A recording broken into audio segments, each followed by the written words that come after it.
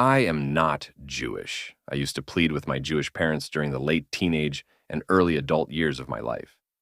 After my bar mitzvah and before I took the free trip to Israel called Birthright in 2013, at age 24, I thought of my Jewish identity as a burden, something to downplay rather than cherish. I grew up in Los Angeles, where cultural identity is more of a buffet than a fixed label. I could pick and choose the parts that fit my taste, and I was happy to fill my plate with American pop culture, current trends, and whatever made me feel connected to the mainstream. Jewishness? It felt like the mushy, lukewarm side dish I tried to push to the back of the table. Being Jewish did not seem to add much flavor to my life. It felt foreign, distant, or at worst, vaguely inconvenient. I did not understand why it was relevant, and the effort to learn or celebrate it felt uninviting. To me, Judaism was mostly associated with Hebrew school homework, long synagogue services, and a persistent sense of outsiderness. Jewish holidays, while sometimes fun, just did not feel relevant in my life, especially if I had to go out of my way to celebrate them. I found myself envying the seamless way my non-Jewish friends could celebrate widely accepted holidays without needing to explain why they did or did not follow specific traditions. At some level, I just wanted to blend in. American culture felt straightforward, cool, and comfortable. It was my primary identity, and Judaism was the background noise. At the same time, my Jewish mother kept nagging me in the way that only an amazing Jewish mother can nag about this free 10-day trip to Israel called Birthright. I was not overly excited about the idea. At first, it felt like yet another obligation. "You'll see," she said. "It will change you." Yeah, whatever. What could Israel possibly offer me that I had not already dismissed?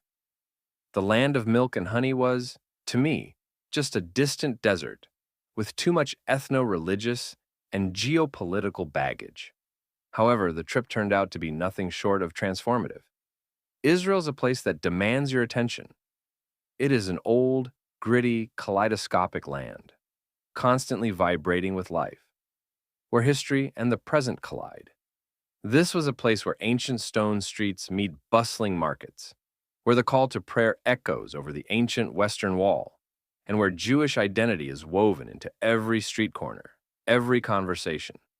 Here, people do not ask you if you are Jewish, they presume it, and that assumption became a powerful experience.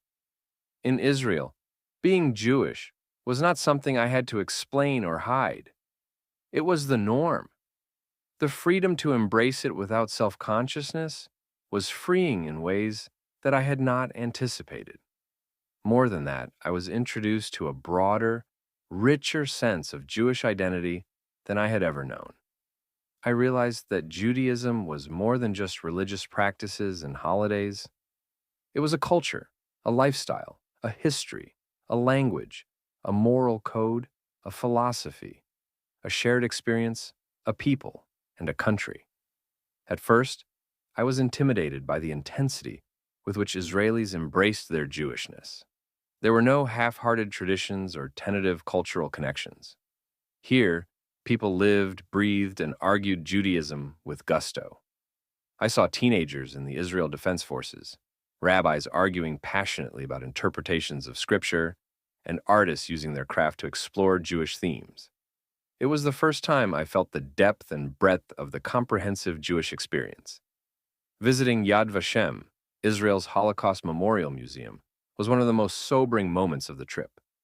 There, I was confronted with the profound horror of the Holocaust in ways that I had not experienced before. Seeing artifacts from children who perished, photos of once thriving Jewish communities erased from history, and hearing survivors' stories made it starkly clear. The Jewish people have survived unimaginable horrors, but we are still here. At the end of the Yad Vashem tour, visitors step out of the museum's dark, intense exhibits into a bright open space that overlooks a lush forest in the hills of Jerusalem. This powerful design is intentional, and it serves as a profound symbol of hope, resilience, and renewal. Emerging from that darkness into a space flooded with light and open to the sprawling landscape of trees, is like stepping into the promise of life after suffering. This forest symbolizes the rebirth and continuity of the Jewish people after the Holocaust, here in our indigenous homeland.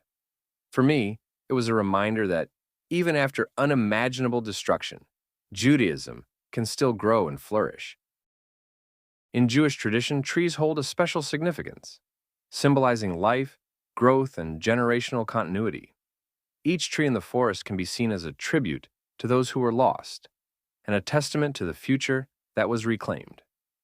The forest embodies the idea that, even when rooted in the ashes of the past, new opportunities can emerge, and with them, the promise of a future that honors memory with growth and resilience.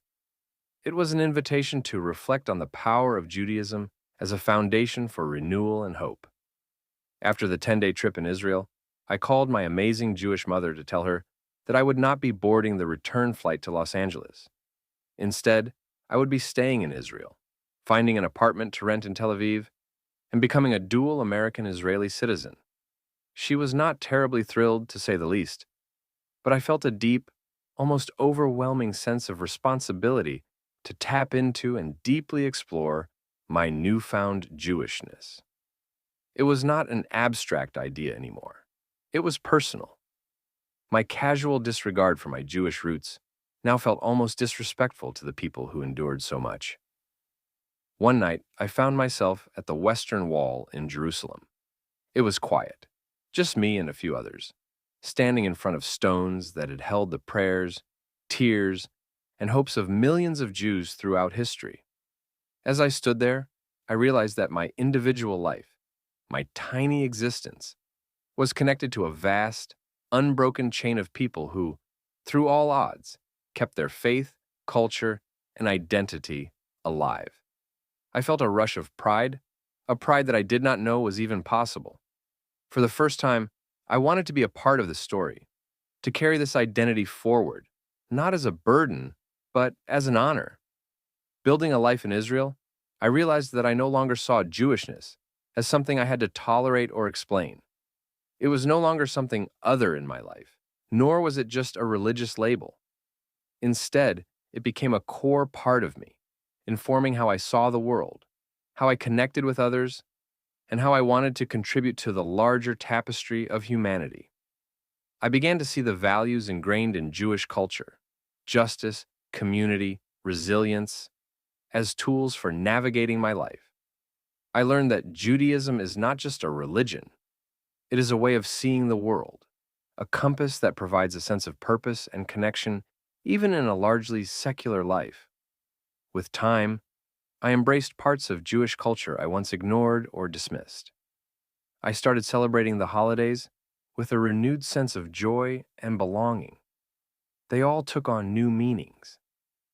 I started to see these holidays as opportunities to pause, reflect, and connect with both family and tradition. I also began learning Hebrew, not just as a symbolic gesture, but as a bridge to a culture that felt increasingly like my own.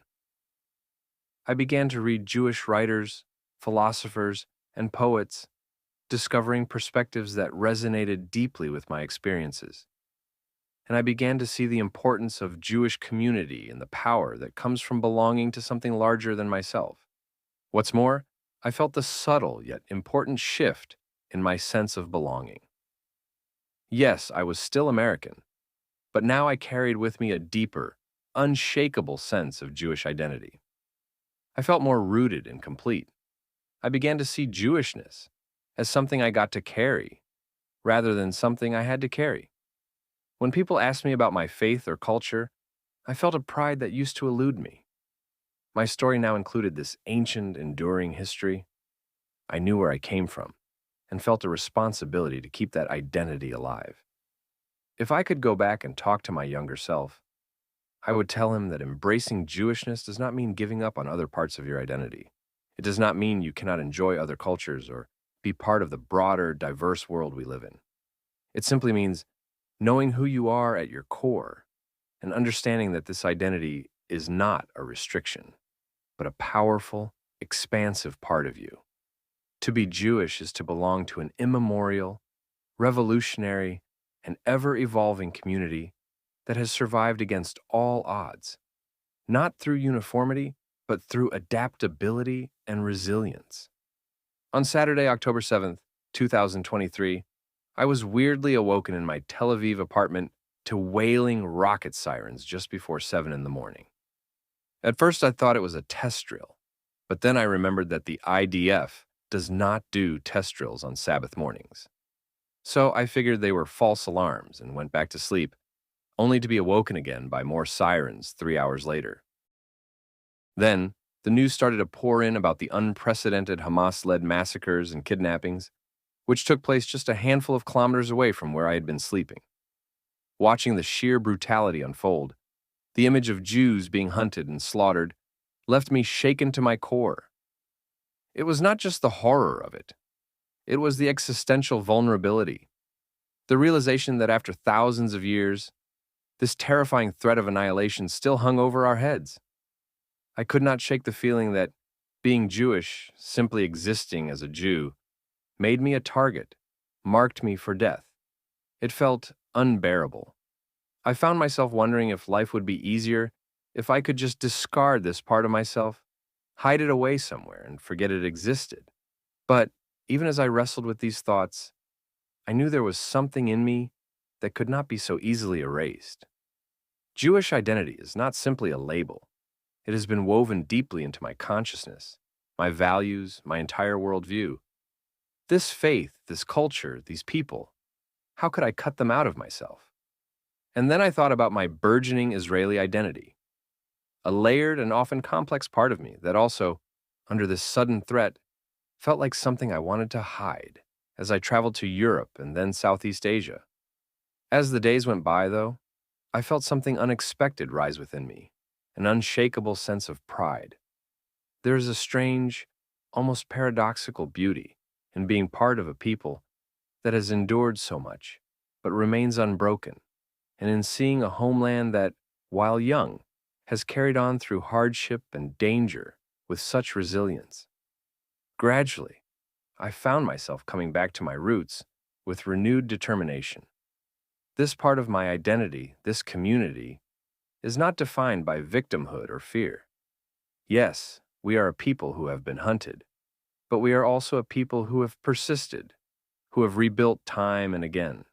And that tenacity, born out of suffering yet refusing to be defined by it, became something I wanted to carry with me, to embody. Being both Jewish and Israeli means knowing intimately both the weight of survival and the warmth of an enduring heritage, and choosing to carry it forward despite the risks. It is a quiet, stubborn pride that does not ask for validation or even understanding. It simply endures.